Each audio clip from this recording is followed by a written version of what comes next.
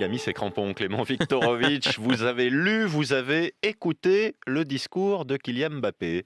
Et oui, c'est ça, l'attaquant français, adulé depuis la Coupe du Monde 2018, star du PSG, est sous le feu des critiques. Le pénalty manqué, bien évidemment, contre la Suisse à l'Euro, les velléités de transfert pour le Real cet été, et puis, ces bruits persistants selon lesquels il serait devenu un peu orgueilleux. Il fallait réagir pour soigner son image, un enjeu footballistique, bien sûr, mais aussi rhétorique. Une grande interview dans l'équipe hier, un entretien dans l'émission de Jérôme Breton sur RMC. Kylian Mbappé a choisi de s'exprimer longuement et de répondre à toutes les critiques qui le ciblent.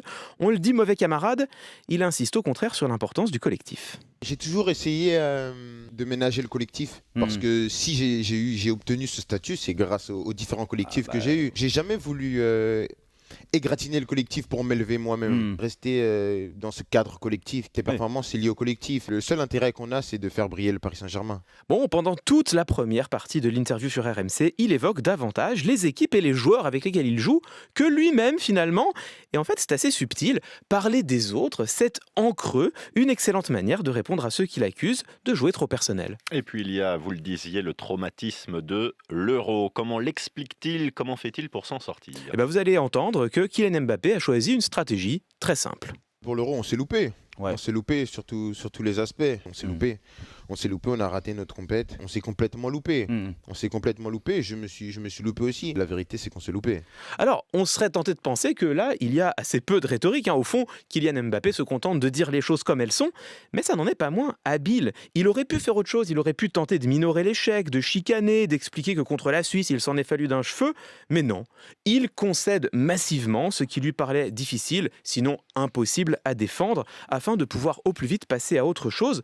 Sur un plan rhétorique, c'est un parfait réflexe. Et ça permet d'afficher une certaine humilité? Et oui, bien sûr, et d'ailleurs, ça a été un fil rouge de tout l'entretien, briser cette image d'orgueilleux qui commençait à lui coller à la peau. Tu fais un mauvais match, dire que t'es un mauvais match, c'est pas une critique, c'est une vérité. Ouais, exactement. T'es pas bon. Exactement. Tu vois, je suis pas têtu, je suis pas entêté dans des oui, tout ce que je fais c'est bien. Non, des fois, On fait des conneries. désolé de le dire, des fois j'ai fait de la merde et j'en ferai encore. Tu peux pas aspirer à être un joueur qui veut rester dans l'histoire et fuir parce que tu es critiqué, ça a aucun sens. Alors là aussi, en apparence, on a des choses très simples. Kylian Mbappé se contente de confesser ses erreurs et ses imperfections.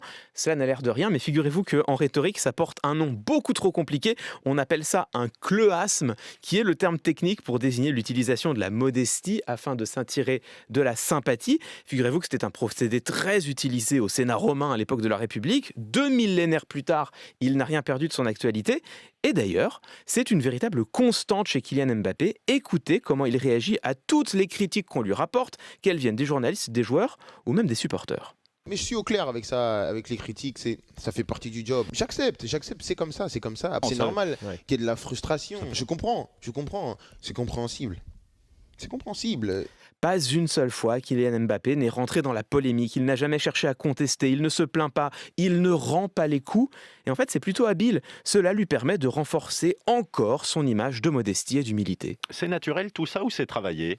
Alors, c'est toujours la question qu'on se pose. Et quand on voit la cohérence de ses réponses et qu'on sait l'enjeu que représentaient ces entretiens, on peut se dire qu'il y a sans doute au moins un peu réfléchi. Mais surtout, ça n'est pas antinomique le travail et l'authenticité, parce que précisément, on a là l'un des malheurs de l'expression publique.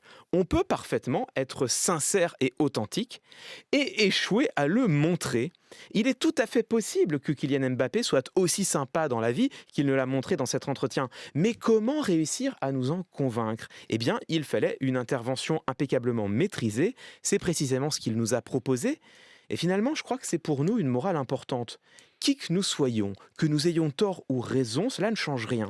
Pour emporter la conviction, les honnêtes gens n'ont pas moins besoin de rhétorique que les crapules. Alors on espère qu'il sera aussi bon sur le terrain qu'en com ce soir contre la Belgique. C'était Entre les lignes.